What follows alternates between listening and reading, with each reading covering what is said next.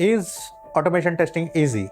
The simple answer is yes, but it's all about following the right strategy and staying consistent.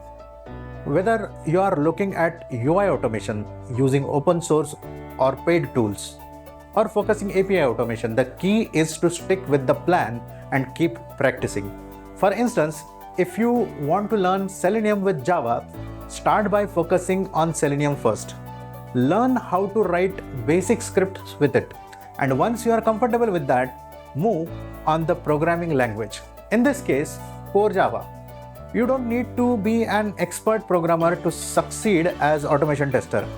I myself am not an expert coder, but I have successfully designed automation frameworks in multiple languages.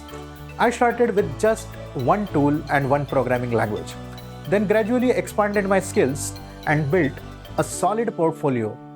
The important part is consistency and understanding the basic concepts. If you do that, automation testing will be much easier to master.